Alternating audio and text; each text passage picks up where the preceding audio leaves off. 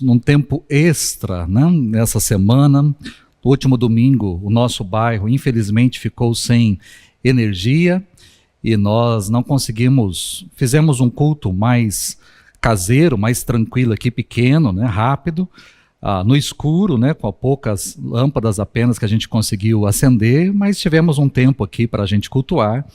E hoje nós estamos transmitindo a mensagem que seria de domingo. Nós pregamos domingo de manhã, os irmãos, o público que esteve aqui na parte da manhã pôde acompanhar, assistir, mas decidimos fazer a transmissão daquilo que seria a noite, né, da mensagem da noite, para que a gente não apenas não ficasse no vácuo aí dentro da série, mas que os irmãos também pudessem acompanhar, tendo em vista que é um assunto importante, né, é um tema muito importante, não só para a série, mas também para a vida dos nossos irmãos. Então sejam todos muito bem-vindos, nós estamos transmitindo apenas pelo YouTube, e é muito bom entrar na sua casa, estar na sua casa e poder compartilhar com você um pouco da palavra de Deus, aquilo que o Senhor colocou no nosso coração, e podemos compartilhar no domingo pela manhã e chegar ao seu coração nessa noite, nesta quarta-feira. Bom, nós estamos na reta final dentro da série This Is Us. Esta é a penúltima mensagem da série.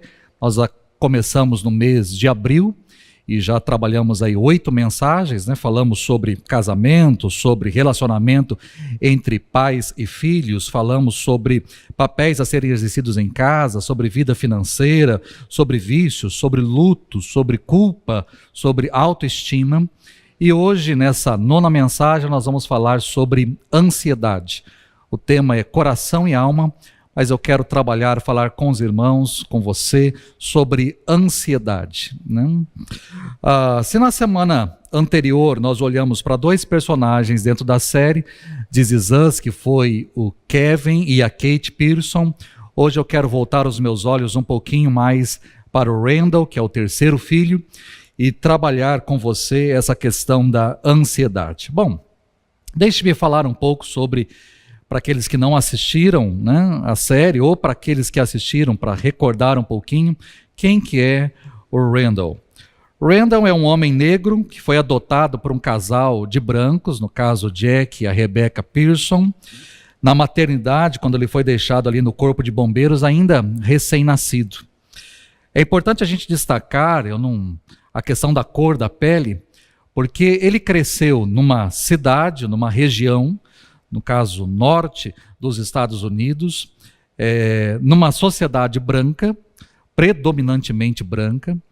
Ele cresceu numa família de brancos, num bairro de brancos, estudando em escola onde as pessoas eram brancas também. Então, todo o seu convívio foi, as pessoas do clube, as pessoas do convívio, a cor da pele era branca.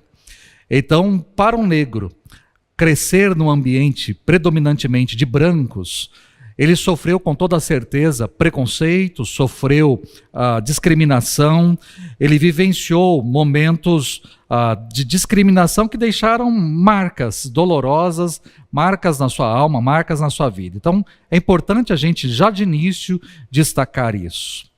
Randall sempre foi muito inteligente, talvez não só pela sua capacidade, mas talvez para se destacar ou para se diferenciar, já que a sua cor de pele era diferente, para se destacar entre os irmãos, para ser melhor que os seus irmãos e até mesmo melhor que as outras pessoas na sala e na sua sociedade.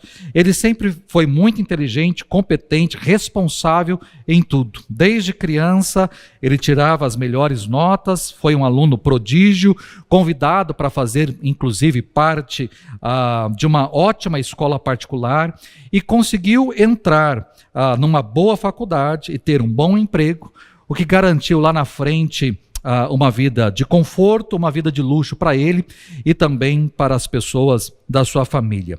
Mas desde o início da série é possível a gente perceber como o transtorno de ansiedade interferiu nas diversas áreas da sua vida.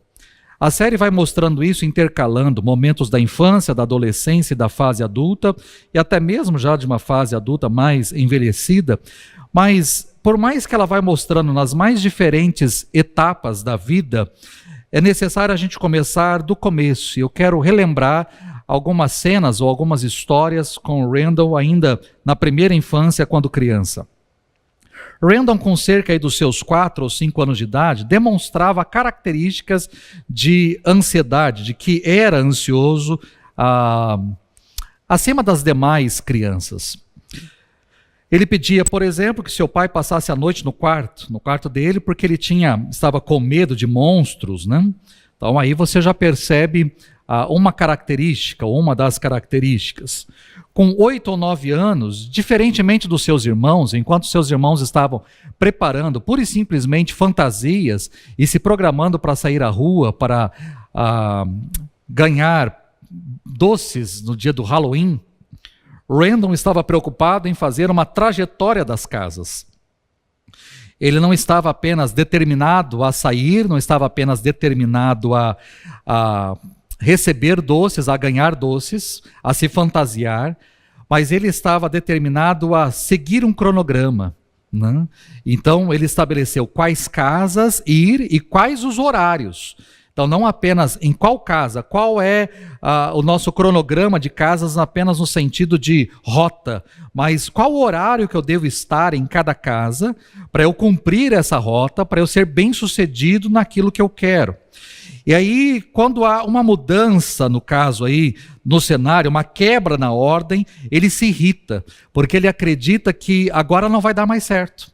Como quebrou o cronograma, como eu não vou nas casas no horário pré-determinado, então como quebrou-se a ordem, então ele se irrita porque na sua mente não vai dar mais certo, né? Ou seja, agora tudo vai dar errado porque mudou a rota, porque mudou o cronograma.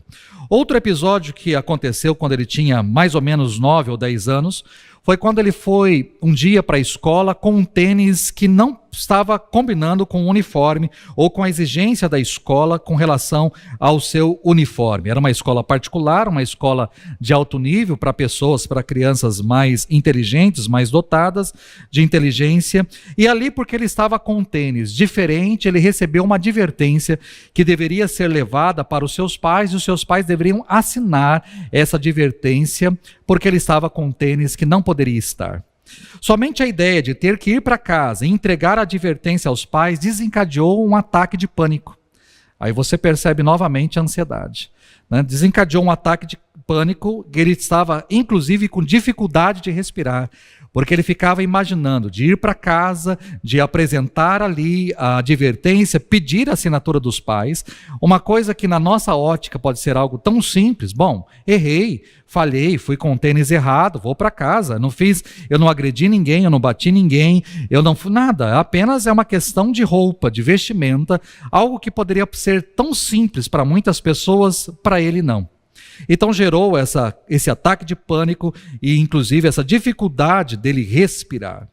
No entanto, eu acredito que a sua ansiedade ficou ainda mais grave por ocasião do incêndio que aconteceu na sua casa, onde o seu pai veio a óbito. Ali trouxe mudanças drásticas para a sua vida e o fez encarar algo, talvez pela primeira vez, não? Que ele não tem o controle sobre todas as coisas. Ele pode ter o controle sobre muita coisa, sobre várias coisas, mas ele não tem o controle sobre tudo, sobre todas as coisas. E na 4ª temporada é possível a gente ver essa tragédia, ou o resultado dessa tragédia na sua vida, porque interferiu no seu sono, interferiu na sua vida amorosa, o desejo que ele tinha de controlar tudo, que é uma das características que contribuíam aí para a ansiedade do Randall, isso se tornou patológico.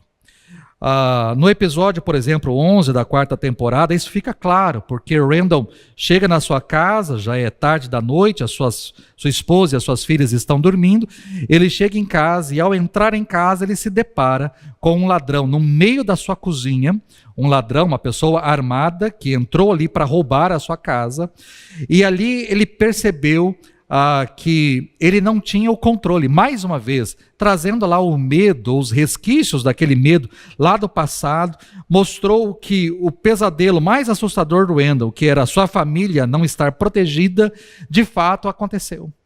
Então, ali fica visível, fica claro o ataque de pânico que vem sobre a sua vida, porque ele não conseguia fazer, vamos pensar assim, controlar o básico, que seria a segurança da sua família. Então, quando a gente assiste a série, Randall parece sofrer daquilo que a gente chama de transtorno de ansiedade generalizada. E é possível a gente perceber isso no personagem, porque em determinados momentos ele está fora do lugar. Ele está ali, mas a sua mente está longe, parece que desligado, né? Para quem está próximo, parece que a pessoa está no mundo da lua, mas ele não está no mundo da lua. Randall está num futuro que ainda não existe e que provavelmente nunca existirá, mas a sua mente está lá no futuro, preocupado com a sua família, preocupado com a possibilidade de que algo aconteça, e então ele precisa premeditar, ele precisa prever, ele precisa, para ter o controle de tudo, ele precisa olhar para o futuro e imaginar tudo aquilo que o futuro pode trazer de oportunidades, de consequências para a sua vida. Então ele tem que se programar, se proteger de absolutamente tudo para que ele possa então ter um futuro melhor garantido, não só para ele, como para a sua família também. Bom, por que falar sobre ansiedade? Porque todos nós vivemos algum tipo de ansiedade em nossas vidas. Não importa a idade, não importa. Isso daqui não é uma questão apenas para adultos. Isso, crianças, adolescentes, jovens, adultos e até mesmo idosos. Todas as pessoas vivenciam ansiedade em suas vidas. A nossa mente se enche de perguntas, o nosso coração de emoções, podemos assim dizer, que são induzidas, né? Emoções induzidas pelas respostas dessas questões que a nossa mente fica povoada. Então é a criança que fica ansiosa com a prova, é a criança que fica ansiosa com a apresentação, os nossos filhos vivem essa ansiedade, né? Então, se antigamente as provas eram talvez para crianças um pouco mais velhas, hoje nós temos crianças desde pequenininhas, com 4, 5 anos, já fazendo as suas provas na escola, e elas ficam tensas, né? Porque elas têm que estudar, e às vezes pressão que existe da nossa parte, uma pressão que existe da própria escola, então elas precisam estudar, elas precisam se dar bem, elas precisam tirar uma boa nota, elas precisam passar de ano, existe uma meta a ser cumprida. Então é a criança ansiosa com a prova, os nossos filhos ficam ansiosos com as apresentações, né?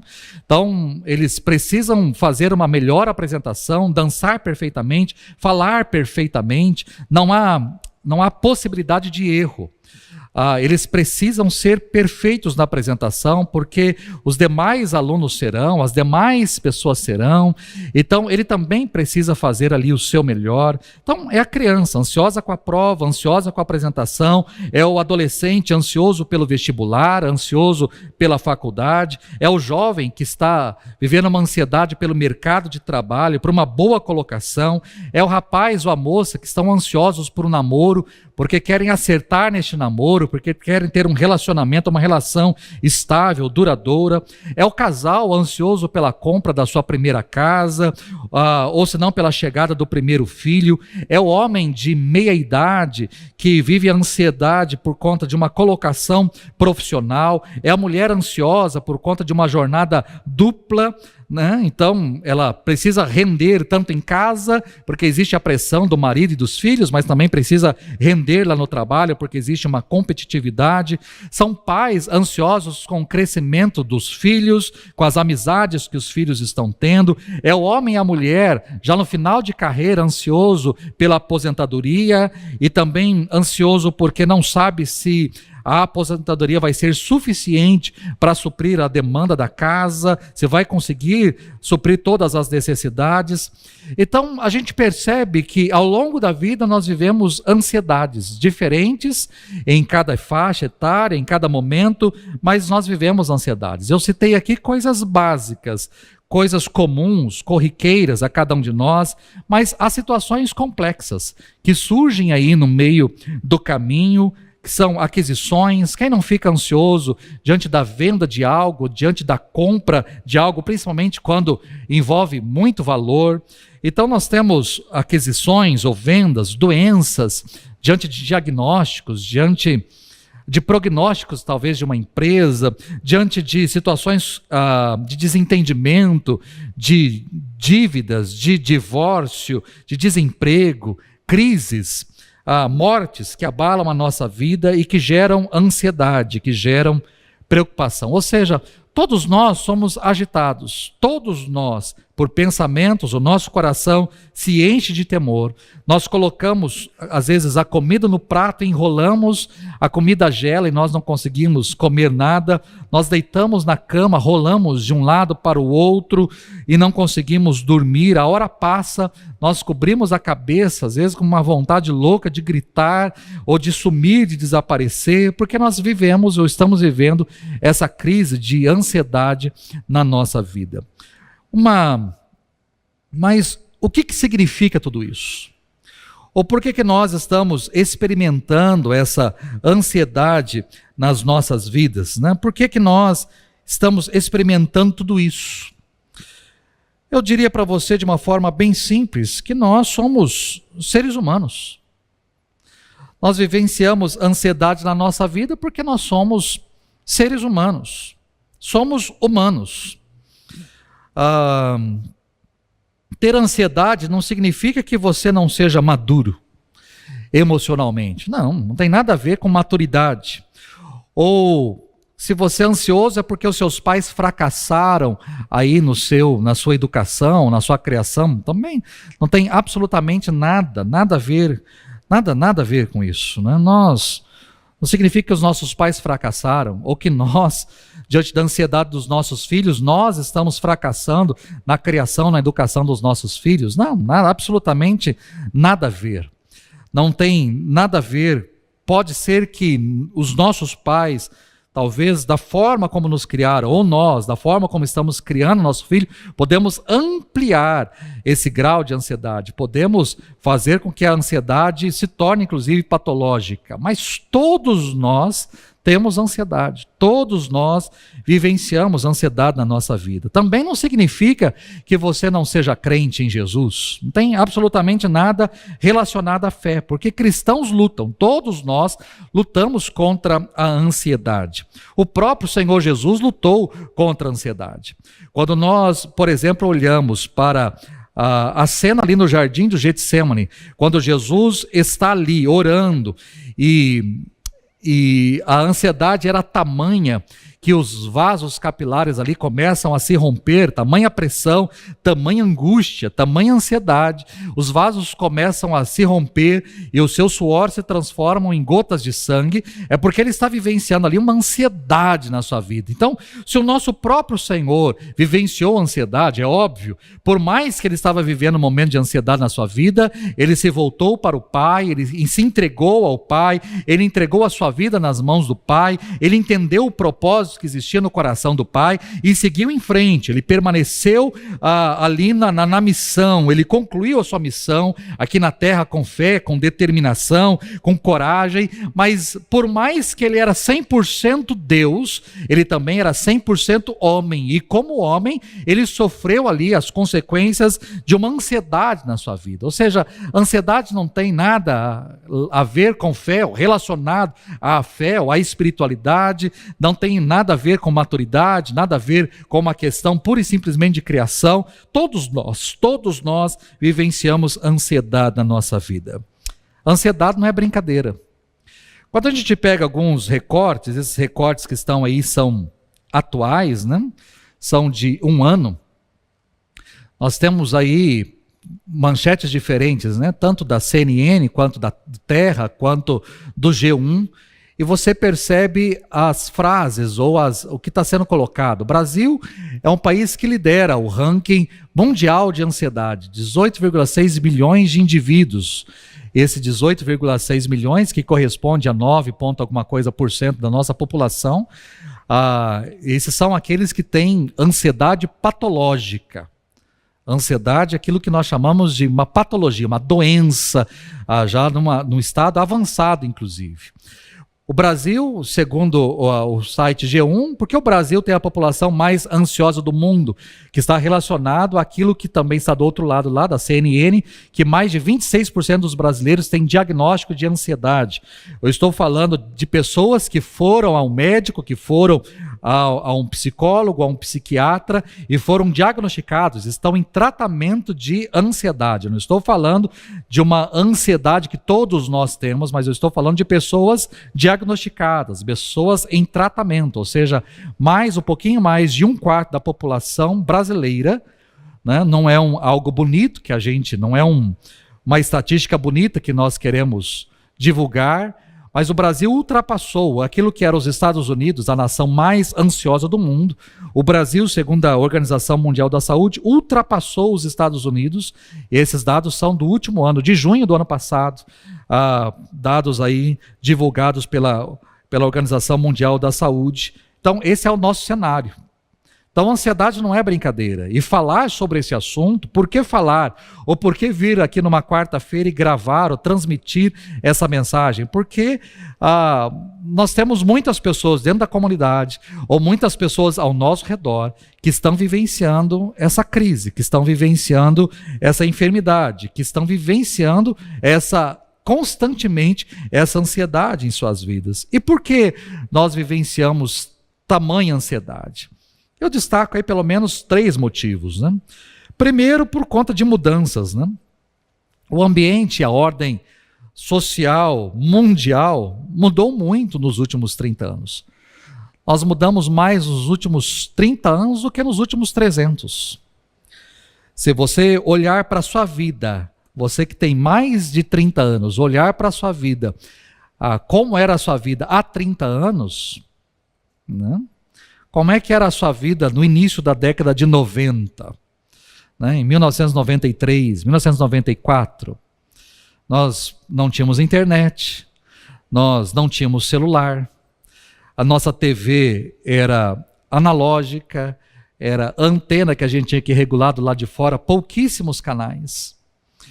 Por mais que a gente vivenciou um avanço na tecnologia, eu me lembro de assistir as imagens da Guerra do Golfo, né, do Golfo Pérsico, e aquilo que acontecia lá do outro lado era transmitido, a gente via as imagens dos tiros à noite, a gente conseguia ver, pela primeira vez uma guerra está sendo transmitida ao vivo, e aí as pessoas no mundo todo estavam acompanhando nos telejornais. Isso não é nada se comparado ao que temos hoje. Se nesse exato momento acontecer um acidente na cidade, as redes sociais divulgam rapidamente.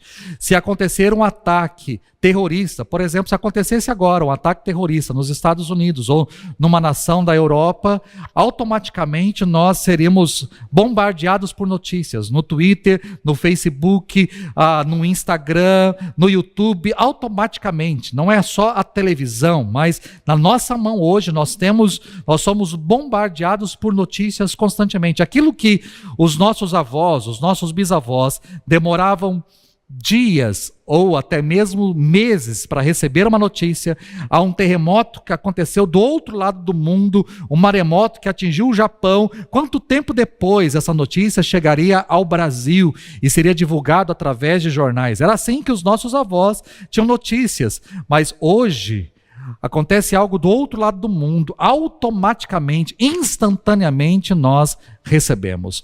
Então, muita mudança aconteceu, muitas mudanças aconteceram, e isso nos faz mal gerir uma crise e nós já estamos diante de outra.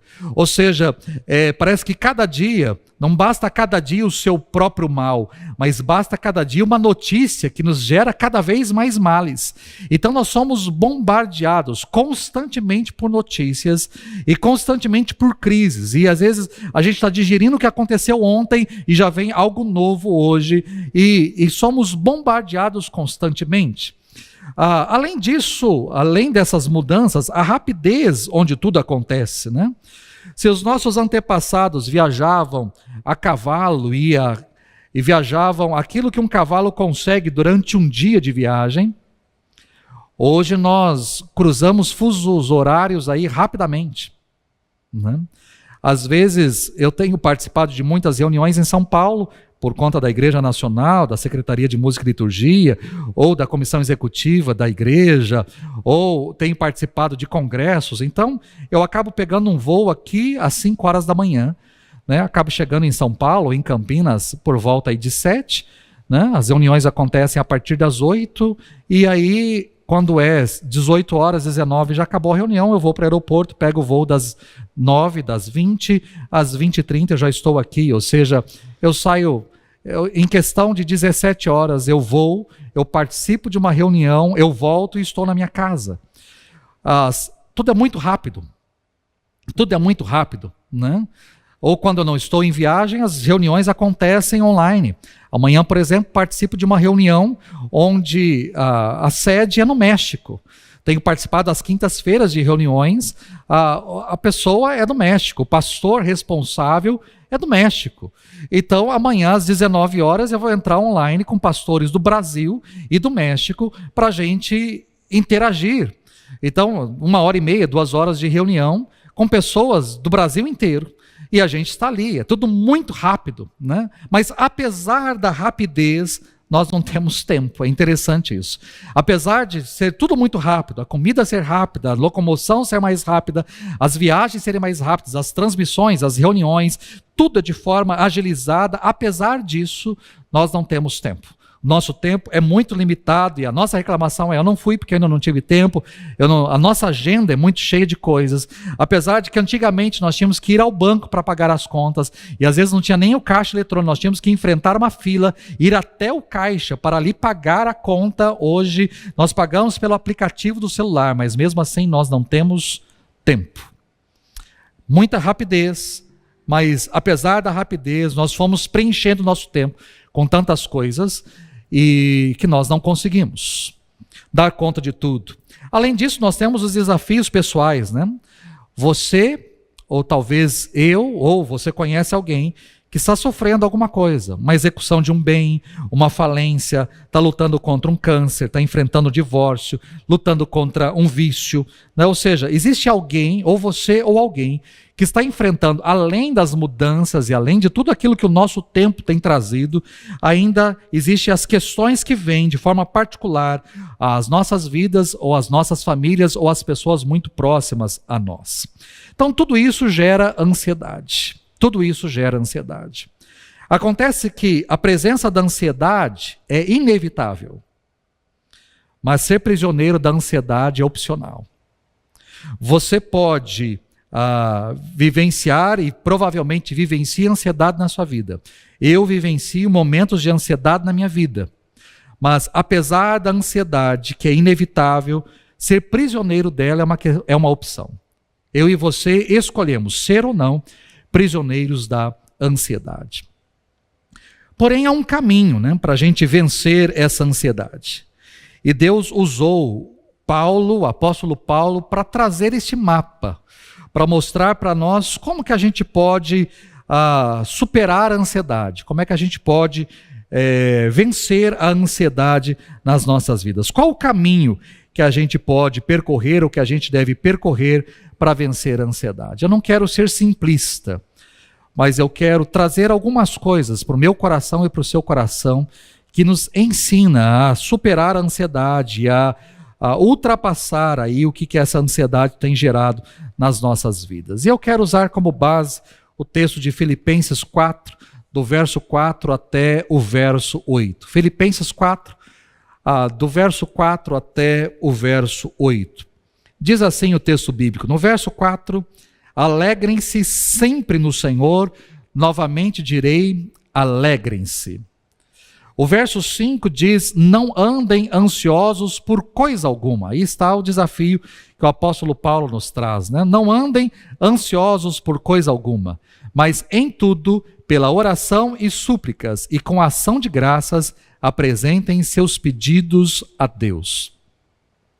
E a paz de Deus, que excede todo entendimento, guardará o coração e a mente de vocês em Cristo Jesus.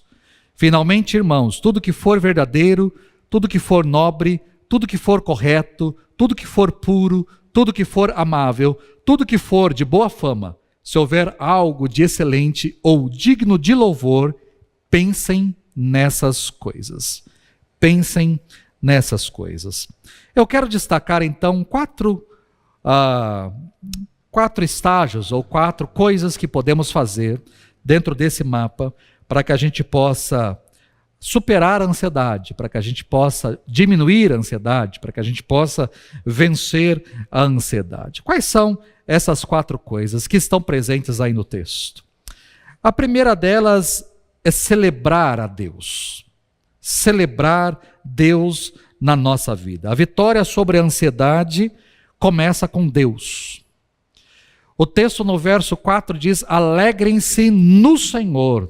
Né? Alegrem-se no Senhor. Novamente direi, alegrem-se. Não é só uma alegria, mas é alegrar-se no Senhor. Aonde que está a minha alegria?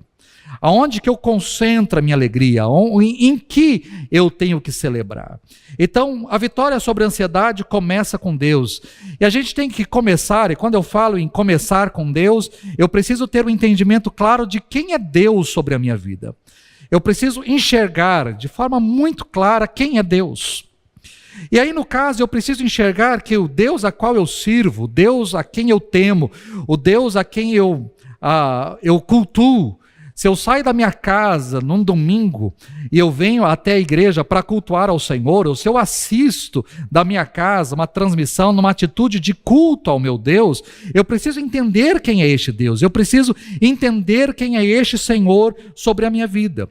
E quando eu falo sobre Deus, um dos atributos de Deus é aquilo que nós chamamos de soberania. Deus é soberano, é uma palavra muito distante para nós, porque soberano está atrelada à monarquia. A soberania está atrelada à monarquia, onde o monarca ele é soberano. O monarca ele faz aquilo que ele bem entender, apesar de que até mesmo na monarquia que existe hoje, não é o que a palavra de Deus nos traz como monarca. Hoje, o monarca o rei, a rainha, é uma figura apenas figurativa mesmo. Ele está ali apenas para tirar fotos, apenas para pose, apenas para uma urgência, emergência extrema, né? Apenas para cumprir rituais, cerimônias. Diferentemente do que era no passado, ou principalmente no tempo bíblico, onde um rei era rei de fato, a sua palavra, ele mandava, ele ordenava, e todo mundo estava sujeito à sua ordem, à sua determinação. Aquilo que o rei ou o imperador, que tem a palavra, que tem a ordem, que tem o domínio, que tem o senhorio, né? Hoje, nós temos isso no sistema ditatorial, né? Em alguns países, em algumas nações, nós temos um ditador, e aí sim, o ditador é aquele que manda, é aquele que determina, é a sua palavra, é aquilo que ele quer e ninguém discute. Se ele quer isso, ele determina isso, acabou, ninguém discute, ninguém interfere, nada, é o que ele mandou. Então hoje nós temos a figura talvez de uma soberania, tudo bem que aí é uma figura negativa, mas muito mais ligada aos sistemas ditatoriais, né? Mas quando eu falo que Deus é soberano, quando eu penso na soberania de Deus, eu tenho que entender que Ele é rei, que Ele é o que está no controle de todas as coisas, é o que domina sobre todas as coisas, é Senhor sobre todas as coisas, Ele está no comando. A soberania de Deus, quando eu entendo que Deus está no comando, que Ele governa, que Ele rege, que Ele domina, que Ele faz o que bem entende, e que tudo que Ele faz é bom, é perfeito e é bênção para as nossas vidas, quando eu entendo isso, quando eu enxergo isso, essa soberania de Deus traz paz ao meu coração. Ou seja, por mais que eu esteja vivendo ou possa vivenciar um drama na minha vida, quando eu entendo que o meu Senhor, Ele é soberano sobre tudo, Ele é soberano sobre a enfermidade que eu estou enfrentando, Ele é soberano sobre a crise financeira que eu estou enfrentando, Ele é Senhor, Ele governa sobre essa crise do casamento que eu estou enfrentando, Ele é Senhor sobre a vida dos meus filhos. Quando eu entendo a soberania de Deus, quando eu entendo que Deus está acima de tudo e de todos, e do seu trono Ele governa todas as coisas, isso tem que trazer paz ao meu coração, tranquilidade ao meu coração. Ou seja, outras pessoas veem problemas e entrelaçam as suas mãos preocupadas diante dos seus problemas. Não significa que eu não vejo os problemas. Eu enxergo, de fato, eu vejo os problemas que estão acontecendo, mas eu enxergo quem está acima, eu enxergo quem tem o poder acima de tudo isso. Eu enxergo que Ele é Senhor sobre isso que eu estou enfrentando ou sobre aquilo que eu possa, inclusive, enfrentar. Porque o meu Deus não está apenas no passado, Ele não está apenas no presente, mas Ele já está no futuro. Então, eu entendo que Ele está no controle absoluto e por mais que eu possa enfrentar, né? É aquilo que o salmista no Salmo 23, no verso 4, diz: ainda que eu ande, eu não estou andando, mas ainda que eu ande pelo vale da sombra e da morte, eu não temo, ou eu não temerei mal algum, porque eu sei que o Senhor está comigo. Ou seja, por mais que eu venha passar pelo vale, por mais que o meu coração queira viver ansioso por algo que ainda está lá no futuro, que possa acontecer, eu tranquilizo o meu coração, porque eu sei que o meu Senhor está comigo, a sua vara e o seu cajado me consolam. Ele vai me fazer passar por este vale e vai me fazer vencer este vale ou essa situação que eu esteja vivenciando ou que eu possa vivenciar na minha vida. Ou seja, se as pessoas do mundo veem os problemas e elas entrelaçam as mãos preocupadas com os problemas, nós vemos os problemas, mas nós dobramos o joelho em oração, no entendimento de que o meu Senhor está acima de tudo e acima de todos. Ele é Senhor. Com isso eu estou dizendo para você o seguinte: tire os seus olhos dos problemas que te afligem e volte os seus olhos para o Senhor. Celebre o Senhor. Não é à toa que o salmista no Salmo 121 diz: eleva os meus olhos para os montes, eu levanto os meus olhos para os montes. De onde me vem o socorro? O meu socorro vem do Senhor, que fez os céus e a terra. Ou seja, existem problemas aqui, existem, no meu horizonte, ou diante dos meus olhos, diante da minha vida, existem problemas.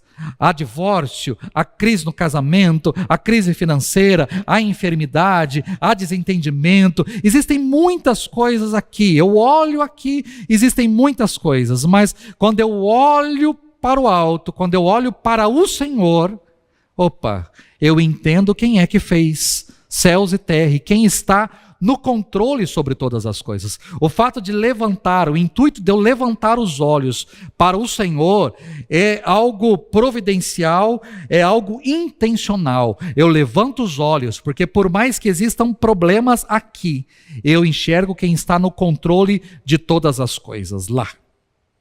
Então celebre isso. Se as pessoas do mundo não têm Deus, ou não têm relacionamento com Deus, e vivem uma ansiedade ainda mais intensa, porque elas não têm a quem recorrer, nós temos a quem recorrer. Nós temos um Deus para celebrar. Nós temos um Deus que está no controle. Se as pessoas do mundo não têm esse entendimento, porque elas acham que elas estão no controle, ou que determinadas pessoas estão no controle, eu entendo que por mais que existam pessoas que foram investidas de autoridade e de poder, e por mais que eu possa, entre aspas, achar que tenho o controle da minha vida, de fato eu não tenho, e essas pessoas também não, mas eu sei quem está no controle de tudo e de todos, que é o Deus a quem eu sirvo. Então meu coração pode tranquilizar-se diante disso. Essa foi a lição que Pedro aprendeu no mar da Galileia, Ele era pescador, sabia o que ondas aí elevadas, ondas de 2, 3 metros, podiam causar em barcos pequenos. E diz o texto bíblico que certa vez Jesus ficou orando, enquanto os discípulos pegaram a embarcação e começaram a atravessar o mar, e foram ali acometidos de uma tempestade de vento, forte tempestade, que agitava o mar, e ali o barco estava sendo jogado de um lado para o outro. E de repente Jesus vem ao encontro dos discípulos andando por sobre as águas. Quando os discípulos veem um vulto, algo vindo por sobre as águas em meio àquela tempestade, não de água, não de chuva, mas de vento, Eles acham que é um fantasma, e Jesus então acalma dizendo, fiquem calmos, porque sou eu. E quando Jesus diz isso, Pedro então, no impulso, diz, Senhor, se és tu, manda-me ir ter contigo, né, por sobre as águas. E Jesus então, de uma forma bem natural, diz, bora, vem.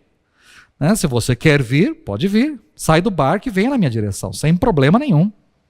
E Pedro então, por mais que era pescador e sabia que aquilo era impossível, numa atitude de fé, num rompante de fé, ele sai do barco, coloca o pé do lado de fora, fica em pé por sobre as águas e vai na direção de Jesus. Mas o texto bíblico deixa bem claro que quando ele reparou no vento, se ele começou a caminhar, ele saiu do barco e andou sobre as águas, ou seja, não só foi o Senhor Jesus que andou por sobre as águas, mas Pedro também andou por sobre as águas. O milagre aconteceu na vida dos dois, tanto Jesus operou o milagre andando, como o próprio Pedro andando também por sobre as águas, indo ao encontro de Jesus. Mas, quando ele reparou no vento, ficou com medo e começou a afundar. Repare, enquanto ele olhava para o Senhor, o impossível aconteceu. Enquanto ele olhava para o Senhor, um milagre aconteceu. Enquanto ele olhava para o Senhor, algo inusitado, inédito aconteceu.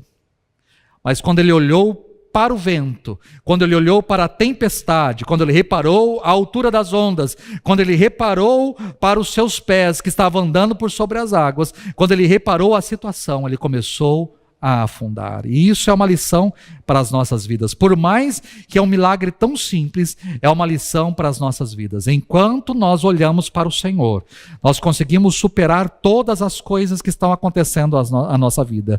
Mas quando nós começamos a olhar para as crises, para as situações, para as adversidades, o temor vem, a ansiedade vem e nós afundamos.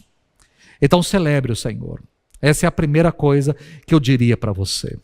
Num segundo momento, dentro desse mapa, eu diria para você, agradeça.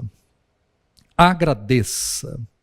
Substitua seus pensamentos ansiosos por pensamentos de gratidão. Porque Deus leva a sério as nossas ações de graças, né? Por que devemos ser gratos? Porque a gratidão nos mantém focados no presente. Se a ansiedade nos leva para o futuro e nos faz viver uma apreensão com relação ao futuro, a gratidão me faz olhar para o presente. Para o presente. É interessante que a palavra mais comum da Bíblia para preocupação ou para ansiedade é a palavra meriminat. A palavra meriminat vem de meriminal, que vem de que são exatamente duas palavras. Merim, que vem de merizo, e nau, que vem de nous. Merim quer dizer, é o verbo dividir, enquanto nous é a palavra mente. Então é dividir a mente. E é exatamente isso que a ansiedade, é exatamente isso que a preocupação faz nas nossas vidas. A preocupação, ela destrói pensamentos, destrói energia, destrói o foco. A ansiedade divide a atenção. Porque ora nós estamos olhando para o passado, coisas que aconteceram, ora nós estamos olhando para o futuro na tentativa de prever o futuro e de preservar a nossa vida diante do futuro que vem. E nós não vivenciamos o presente. Estamos, ora no passado, preocupados com o passado, com o que nós dissemos, com o que nós fizemos, ora estamos preocupados com o futuro, as tarefas do amanhã, os acontecimentos dos próximos dias, ou do próximo mês, ou do próximo semestre, ou até mesmo do próximo ano. Então estamos focados e esquecemos do presente. Não valorizamos o presente. Então, o apóstolo Paulo diz aí para nós, em tudo, né? Em tudo, através de oração e súplica, apresentarmos ao Senhor, inclusive, as nossas ações de graças. Nós devemos ser agradecidos. Nós devemos agradecer ao Senhor. Quando nós agradecemos de forma sincera, nós acabamos com a preocupação. Quando nós somos sinceros, gratos com aquilo que temos, com aquilo que somos, nós conseguimos superar essa ansiedade que vem sobre as nossas vidas. Então concentre-se muito mais naquilo que você tem e muito menos naquilo que você não tem. O apóstolo Paulo foi exemplo dessa atitude. Nesse mesmo capítulo 4 de Filipenses, nos textos à frente, no versículo 12 e no versículo 13, no versículo 12 o apóstolo Paulo diz que ele aprendeu o segredo de viver contente em toda e qualquer situação, né? Eu aprendi o segredo de viver contente em toda e qualquer situação. E no verso 13 ele diz uma frase que todos nós conhecemos: tudo posso naquele que me fortalece. Mas o que significa isso? Paulo ele aprendeu o segredo. Qual é o segredo? Ser grato. O segredo é ser grato. A felicidade, a nossa felicidade, não pode depender daquilo que nós temos, ou daquilo que nós somos com relação ao materialismo existente nesse mundo. Ou seja, eu sou feliz dependendo daquilo que eu dirijo. Eu sou feliz dependendo daquilo que eu visto. Eu sou feliz dependendo daquilo que eu como. Dependendo do saldo que eu tenho na minha conta, dependendo daquilo que eu participo. Essa é uma corrida materialista dos nossos dias. E aí, se nós vivermos a felicidade dependendo disso, ora nós vamos estar felizes e ora nós vamos estar tristes. Então eu tenho picanha para comer na minha casa, eu tenho filé mignon, hoje eu vou comer um risoto com queijo brie, com filé mignon, nossa, eu sou feliz. Hoje eu vou comer arroz, feijão e ovo. Eu sou triste. Apesar de que eu acho que eu sou mais feliz comendo arroz, feijão e ovo do que com risoto com filé mignon. Mas tá, cada um tem um gosto diferente. Mas se eu olhar, eu estou comendo no restaurante tal, sou feliz. Hoje eu estou comendo no boteco na esquina, sou triste. Hoje eu estou vestindo uma roupa de marca tal, né, de grife, sou feliz. Hoje eu estou vestindo... Se a nossa felicidade depender disso, ora estaremos felizes, ora estaremos tristes. Vivenciaremos uma gangorra na nossa vida. O apóstolo Paulo diz: não defina-se por meio de coisas. Não se definam, não defina a sua felicidade por meio de coisas. Porque você já tem aquilo que é mais importante, que é o Senhor Jesus. Ele aprendeu o segredo de viver contente em toda e qualquer situação. Por quê? Porque ele já tem aquilo que é mais importante. E eu não posso me esquecer que Paulo estava escrevendo isso da prisão. Paulo estava numa prisão, e eu não estou falando de uma prisão chique, eu não estou falando de uma prisão de primeiro mundo, eu não estou falando de uma prisão de uma comida, onde tem uma cozinha industrial, com uma comida muito bem feita, entregue aos prisioneiros, onde tem médico, onde tem dentista, onde tem psicólogo. Não, eu estou falando de uma prisão, de uma masmorra. Paulo foi lançado numa prisão fétida, numa prisão nojenta, onde animais peçonhentos estavam, onde ratos perambulavam. Ele foi lançado numa prisão, onde uma comida péssima, numa ração, era entregue todo dia, onde pessoas morriam, e talvez, depois de dias, era reparado que a pessoa estava morta e apodrecendo naquele lugar. Ele estava numa prisão, aguardando a sua sentença de morte. Estava numa prisão, ciente de que a qualquer momento poderia ser a sentença, ele poderia ser executado. Ele não estava num resort, ele não estava num cruzeiro, ele não estava na praia, ele não estava de férias. Paulo estava sofrendo as consequências da pregação do evangelho, e mesmo assim ele escreve para mim e para você dizendo: alegrem-se, porque você tem um Deus que pode todas as coisas, e eu digo para você: seja grato. Como é que um cara numa prisão, comendo o que estava comendo, vestindo o que estava vestindo, sabendo que a qualquer momento poderia ser sentenciado à morte, como é que um cara desse poderia ser grato? Ele poderia ser grato porque ele tinha a coisa mais importante, que era Jesus.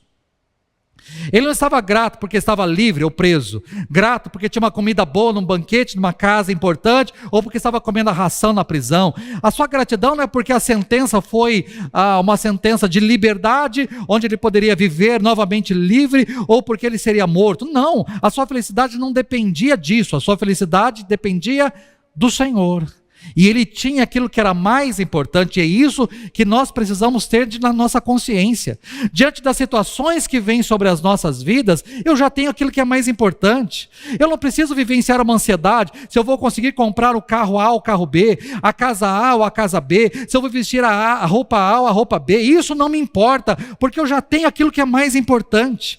Por mais que o diagnóstico possa ser desfavorável na minha ótica, a minha vida, eu já tenho aquilo que é mais importante, que é o Senhor Jesus. Simples assim. Ele concentrou-se naquilo que é mais simples, naquilo que é mais óbvio, naquilo que é mais objetivo que ele poderia ser na sua vida. E eu e você podemos aprender o mesmo.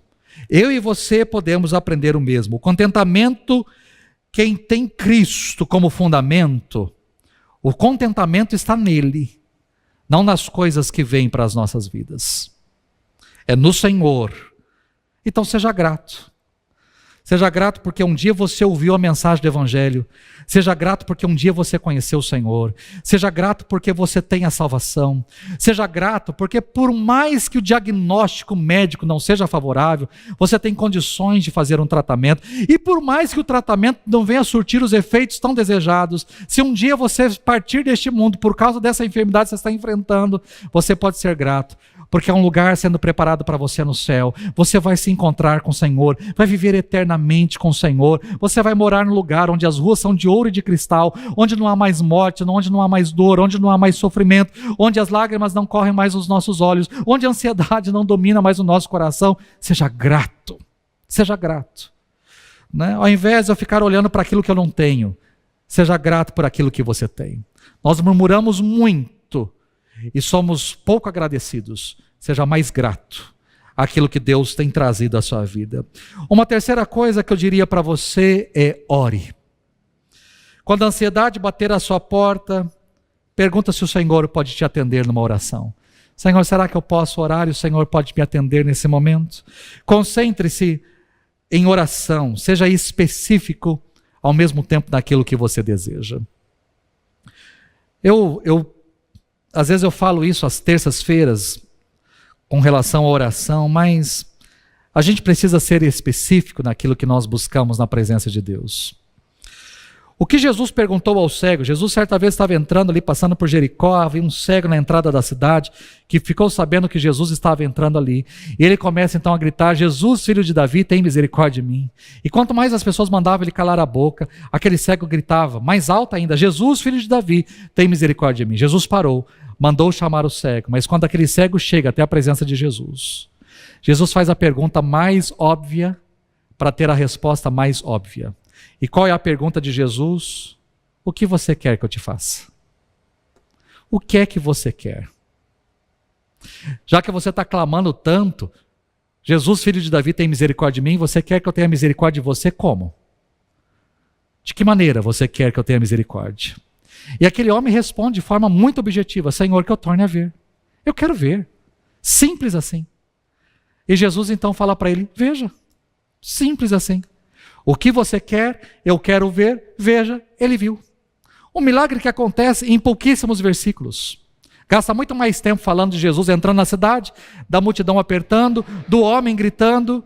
O milagre em si se resume em 2 versículos. Porque objetividade. Ele foi específico. Nós olhamos aí para o texto, o apóstolo Paulo diz: mas em tudo, pela oração e súplicas, apresentem seus pedidos a Deus. O que é que você quer? Quando a ansiedade vier sobre a sua vida, fale para o Senhor aquilo que você quer. Seja específico. O que é que você quer? É interessante, há muitos textos nessa direção. Quando Jesus está para realizar ali o seu primeiro milagre, ele está na festa de casamento, acabou o vinho. Acabou o vinho, quem vai lhe falar isso é a sua mãe. Mas é interessante que Maria não chega para Jesus e fala: então Jesus, o negócio está complicado. Ou Jesus, o negócio ficou difícil. Ou Jesus, nossa, o negócio, agora acho que a festa vai para o buraco. Não, ela não fica enrolando. Ela chega em Jesus e diz: acabou o vinho. específica. Acabou o vinho. Exatamente, ela chega, ela não fala do cabelo de Jesus, não fala da roupa de Jesus, ela não pergunta dos discípulos de Jesus, ela não quer... Não, ela é objetiva, específica, ela chega até Jesus e diz para Jesus, acabou o vinho. Acabou o vinho. E Jesus então faz aquilo que tem que ser feito, já que o vinho acabou, então como é que eu resolvo isso? Quando eu olho para um outro texto, Jesus falando exatamente sobre oração, diz que uma pessoa chega na casa, ele não tem o que servir, então ele vai buscar ao amigo, ajuda no vizinho, no amigo, porque ele precisa de alimento para servir as pessoas que chegaram tarde da noite na sua casa, já que ele não tinha nada. E ele então vai bater na porta do amigo. E quando ele bate na porta do amigo, ele diz para o amigo o seguinte, amigo, empreste-me 3 pães. Ele não diz para o amigo assim, amigo, será que você não tem alguma coisa para comer? Ou amigo, será que você pode providenciar alguma coisa? Ou amigo, será que nas suas vasilhas aí tem alguma... Não, ele é específico. Ele chega para o amigo e diz para o amigo, amigo, empreste-me 3 pães. 3, eu preciso de 3 pães. Específico. Me empreste 3 pães. Quando Jesus, por exemplo, estava no jardim de Getsêmani, ele não está ali dizendo para o pai, ai pai, eu estou angustiado, ai pai, eu estou preocupado, ai pai, eu estou ansioso, ai pai, eu estou nervoso, ai pai, eu não sei o que vai ser da minha vida. Não, ele chega para o pai e diz, pai, se possível, passa de mim este cálice. Pai, eu sei o que vai acontecer, eu sei a situação, eu sei o sofrimento, eu sei a dor, eu sei que eu vou ser judiado, que vão me crucificar, que vão me flagelar, que vão bater em mim, que vão cuspir em mim, que vão colocar uma coroa de espinho na minha cabeça. Eu sei todo o sofrimento que eu vou passar, eu sei, já estou sentindo antecipadamente toda essa dor e todo esse sofrimento. Pai, se possível, passa de mim esse cálice. Você repare, é um pedido específico, é um pedido objetivo, a oração específica. É uma oportunidade que temos de ver Deus agindo na nossa vida. Quando nós somos específicos. Porque quando você é genérico, né? Ai Senhor, eu preciso de um milagre. Tá, e aí querido? Que milagre? Ai Senhor, eu preciso de uma bênção na minha vida. Que bênção? Ai Senhor, eu preciso que o Senhor haja na vida do meu marido. Tá, como? Você quer que eu mate ele? Você quer que eu provoque um infarto? Coloque ele na cama? O que é que você quer? Seja específico. Senhor, eu quero que o Senhor transforme o caráter do meu marido. Eu quero que ele tenha um encontro real contigo. Você tem que ser específico. Porque a gente às vezes é muito genérico na nossa oração. E aí quando a gente é genérico, a gente não sabe. O que Deus fizer é lucro. Agora, quando eu sou específico, há um texto que me chama muita atenção. Está no Antigo Testamento. Abraão queria providenciar uma esposa para o seu filho Isaque. Sara já estava morta, então ele precisava providenciar. O rapaz já não era um rapazinho, já tinha uma certa idade. Então vamos providenciar uma esposa. E o que ele faz? Ele pede para um servo ir até a região, determinada região onde estavam seus parentes. E ali naquela região ele encontrar uma moça para o seu filho. Olha a responsabilidade, já é difícil a gente encontrar uma moça para a gente, uma mulher para nós, imagina então para o outro. Mas ele obedece. Mas quando ele chega na região determinada por Abraão, há um poço. E ele chega ali com seus camelos, com a sua caravana, ele chega ali. E quando ele chega, ele faz uma oração específica a Deus. Ele diz, Senhor, Deus do meu senhor Abraão, dá-me êxito nessa tarefa, nessa missão que o meu senhor Abraão me entregou. Como o Senhor está vendo, eu estou aqui, do lado dessa fonte. E daqui a pouco, jovens do povo dessa cidade virão para cá para tirar água. É o costume das moças, os jovens, saírem para tirar água. Concede-me a graça, para que uma jovem, a quem eu pedir, dê-me um pouco d'água. Essa jovem não apenas me dê água, mas ela também diga, beba, e eu também vou tirar água para os seus camelos. A moça que fizer isso é o sinal claro de que essa é a moça que o Senhor quer para o meu Senhor. E diz o texto bíblico que mal ele terminou de orar, antes que terminasse de orar, Rebeca apareceu. E a Rebeca veio com seu cântaro, e quando ela chegou ali na beira do poço, ele fez aquilo que ele tinha orado. Ô moça, será que você poderia me dar um pouco de água? Ela falou, pois não, eu vou tirar um pouco d'água, e tirou água e serviu para ele, e fique calmo, eu também vou tirar água para os seus camelos, exatamente como ele tinha orado, exatamente. Quando a gente lê, parece que é um Ctrl+C, Ctrl+V, do jeitinho que ele orou, a oração foi respondida, Deus respondeu a oração. Era a Rebeca, a mulher que Deus tinha destinado para o seu Senhor. Então ore, mas seja específico na sua oração. Busque a Deus, mas seja específico. Apresente seus pedidos, mas seja específico naquilo que você quer. Não há problema em você ser específico. Pelo contrário, é uma forma de você vislumbrar o agir de Deus sobre a sua vida. E por fim, e não menos importante, eu diria para você, medite. Medite. Porque o texto diz, tudo que for verdadeiro, tudo que for nobre, tudo que for correto, tudo que for puro, tudo que for amável, tudo que for de boa fama, se houver algo de excelente ou digno de louvor, pense nessas coisas. O que o apóstolo Paulo está ensinando para mim e para você? Você não pode controlar as circunstâncias, mas você pode controlar o que você pensa a respeito delas. Eu não posso controlar as circunstâncias, mas eu posso controlar o que eu penso a respeito delas. Todos nós, diariamente, recebemos limões da vida. É interessante que quando eu assisto a série, essa é uma das frases, principalmente na temporada 1 e temporada 2. Né? Porque quando o Jack e a Rebeca perdem o terceiro filho, eram trigêmeos, quando eles perdem um bebê, o médico com quem o Jack conversa também tinha perdido um filho. E ele fala exatamente isso. A vida nos entrega limões. E com os limões que a vida nos entrega, você pode chupar e viver amargo. Ou você pode espremer e fazer uma limonada. Todos nós temos notícias ruins. Todos nós. E às vezes, quase todos os dias, recebemos notícias ruins. Sonhos frustrados, acusações, ataques. O que a gente deve fazer com os limões que a vida nos dá? O que nós podemos fazer? A vida dá limões, você tem a oportunidade de chupar e viver azedo. E ficar pensando, né? Nossa, essa doença, eu vou morrer disso. Nossa, isso vai me trazer muita dor. Isso vai me trazer muito sofrimento. Isso daí, e você pode. Tal pessoa vai morar aqui do meu lado. Essa pessoa é problemática. Ou essa pessoa agora está na nossa igreja. Essa pessoa é problemática. Essa pessoa é difícil. Vai dar muito problema. Vai trazer muitas situações complicadas. E vai gerar isso. E vai trazer discórdia. Você pode ficar pensando negativamente. Eu não estou falando sobre pensamento positivo e pensamento negativo. Eu estou falando sobre escolhas. Aquilo que domina a minha mente e o meu coração. Eu posso pegar os limões e ficar chupando e viver azedo. Mas eu posso espremer e fazer uma limonada.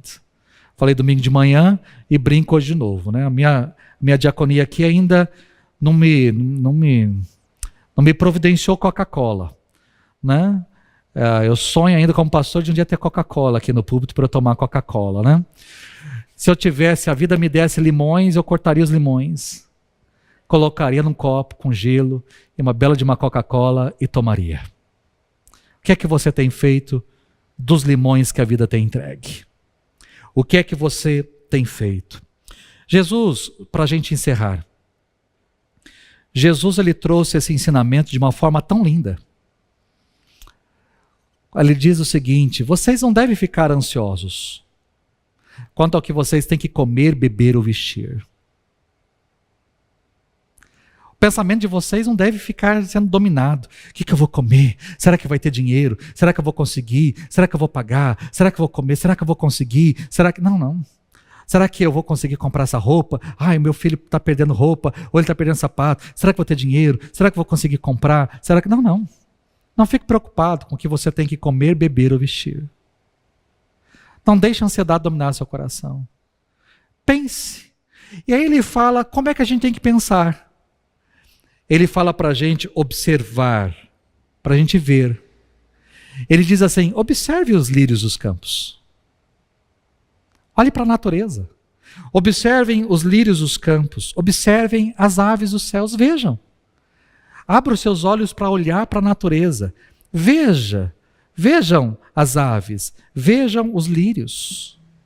As aves, elas não plantam, não colhem, elas não ajuntam em celeiro.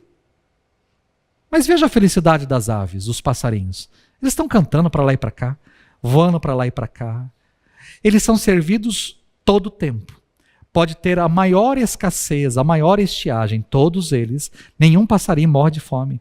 Eles têm comida, eles têm ali, porque o Pai providencia. Pode ser momento de escassez, momento de sofrimento da terra, mas o passarinho é muito bem cuidado. E repare a felicidade e a alegria, porque o Pai providencia. Olhem, observem os lírios dos campos. Né? Nem Salomão, em toda a sua riqueza, se vestiu tão bem como os lírios dos campos, que hoje estão ali, bonitos, floridos, são lindos, mas amanhã vão secar e vão morrer e vão ser atirados por fogo. Ou seja, vocês não valem muito mais do que os pássaros e do que os lírios dos campos.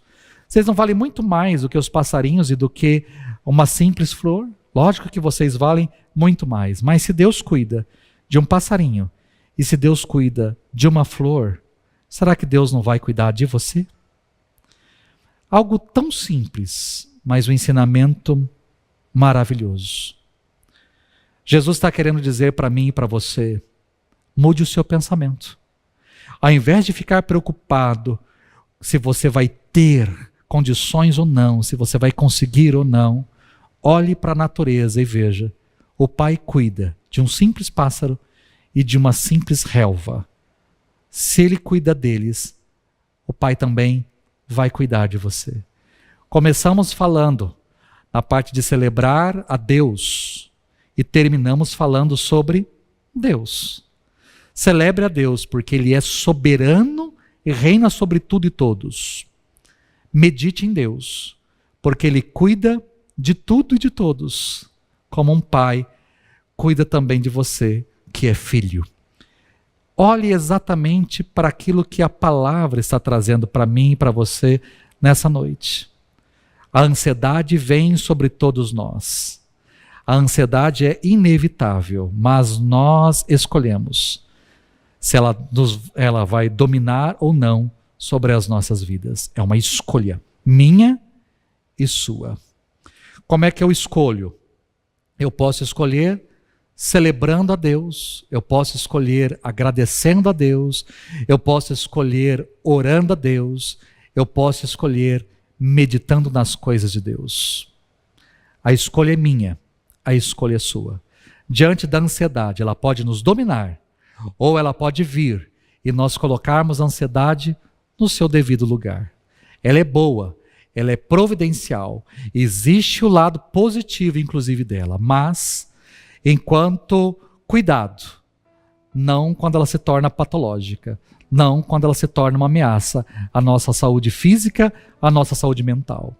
Eu não estou querendo ser simplista, talvez existam muitas pessoas que já estão vivendo a patologia e aí precisam, lógico, de tratamento, precisam de um psicólogo, precisam de um psiquiatra, precisam de medicamentos.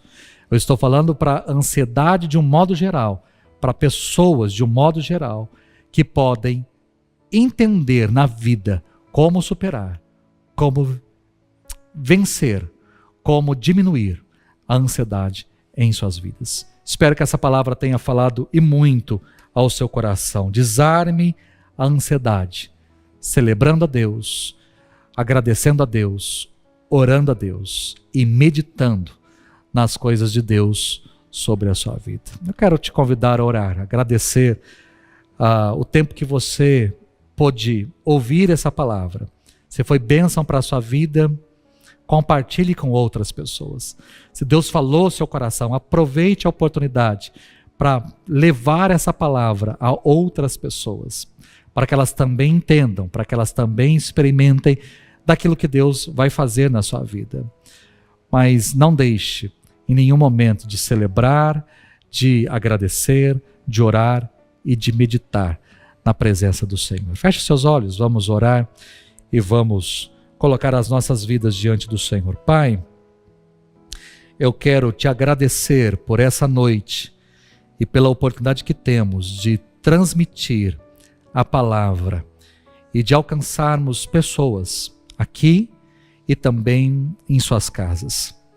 Por mais que no domingo nós não pudemos fazer isso, hoje o Senhor permitiu que nós conseguíssemos transmitir e levar uma palavra que eu considero muito importante, uma palavra necessária para as nossas vidas. Então, Deus, que cada pessoa que ouviu essa mensagem possa entender que a ansiedade não é uma questão pura e simplesmente de criação, ou uma questão de falta de fé, ou uma questão de falta de maturidade. Não.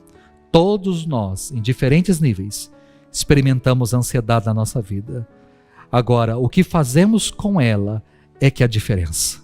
Ela pode vir e dominar, ou ela pode ser dominada por nós. E como podemos fazer isso? Podemos, ó Deus, agradecer a Ti por tudo aquilo que o Senhor já tem nos dado, tudo aquilo que o Senhor tem trazido às nossas vidas, todas as bênçãos, todos os presentes. Podemos, ó Deus, além de agradecer ao Senhor, entender quem é o Senhor nas nossas vidas, que o Senhor tem o controle absoluto sobre tudo e sobre todas as coisas, sobre todas as pessoas. O Senhor é Deus, é Senhor, reina, governa, rege, domina. Então que a gente possa também entender isso nas nossas vidas. Por mais que existam problemas avassaladores, o Senhor está no controle de todas as coisas. O trono não está vazio. O Senhor continua no trono. O Senhor domina sobre tudo. Que isso traga paz ao nosso coração. Que a gente, ó Deus, possa orar e ser específico na nossa oração, naquilo que queremos, na presença do Senhor, aquilo que nos angustia, aquilo que nos aflige, aquilo que tem nos devorado, aquilo que tem vindo sobre nós e tem trazido ansiedade, que a gente seja específico naquilo que nós gostaríamos que o Senhor realizasse nas nossas vidas, que a gente busque o Senhor, que ao invés de roermos unhas, ao invés, ó Deus, de perdermos noite de sono, ao invés, ó Deus, de deixarmos de comer, ao invés, ó Deus, de ficarmos de braços cruzados, ao invés, ó Deus, de cruzarmos as mãos e ficarmos angustiados, que a gente dobre os joelhos e busque a presença do Senhor em oração, e que a gente também possa pensar em coisas boas, que tudo que for bom, tudo que for amável, tudo que for nobre, tudo que for puro, que essas coisas ocupem a nossa mente, que os pensamentos, ó Deus, de morte, pensamentos, ó Deus, de falência, pensamentos negativos, pensamentos, ó Deus, de que não vai dar certo, pensamentos, ó Deus, que tentam dominar a nossa mente e, ó Deus, tirar o nosso chão, que esses pensamentos sejam removidos da nossa vida e que a gente pense no Senhor, pense na graça do Senhor, na misericórdia do Senhor, no favor do Senhor, no agir do Senhor, no milagre do Senhor, no poder do Senhor, que a nossa mente seja focada em Ti e que a gente reconheça aquilo que o Senhor é poderoso para fazer, porque o Senhor é o mesmo ontem, é hoje e será para todos sempre. Então, Deus, que a gente possa focar no Senhor e que o nosso coração fique em paz diante daquilo que podemos pensar nas coisas que o Senhor operou, como nos diz a Tua palavra, que a gente traga à memória aquilo que traz esperança às nossas vidas, que a gente medite nisso, que a gente, ó Deus, pondere sobre essas coisas, que a gente creia no milagre e no agir do Senhor. Obrigado por esse tempo. Obrigado por essa palavra, obrigado por essa noite, obrigado pela oportunidade que o Senhor nos dá e que a gente, ó Deus, possa crescer na vida espiritual, crescemos na presença do Senhor, crescemos e superarmos toda e qualquer ansiedade que venha sobre as nossas vidas. Obrigado por esse tempo. Aos meus irmãos que aqui estão, que o Senhor nos leve para casa em paz e em segurança. E aos irmãos que já estão em casa, que eles sejam abençoados também pelo Senhor. Que o Senhor nos guarde e nos proteja em todos os momentos. Guie os nossos passos, as nossas mãos, a nossa mente, o nosso coração. É a minha oração, é a nossa oração. Em nome do Senhor Jesus. Amém. E que a graça do nosso Senhor e Salvador Jesus Cristo, que o grande amor de Deus, o nosso Pai, que o consolo, que o poder do Espírito Santo de Deus seja sobre a sua vida, sobre as nossas vidas, sobre as nossas famílias, sobre a nossa saúde, sobre as nossas emoções, não apenas hoje, mas para todos sempre. Amém e amém. Deus te abençoe. Muito obrigado mais uma vez por estar conosco. Fique na paz, uma excelente semana e até domingo, quando falaremos da última mensagem sobre velhice. Eu espero que seja bênção para cada um de nós. Que Deus te abençoe em nome de Jesus.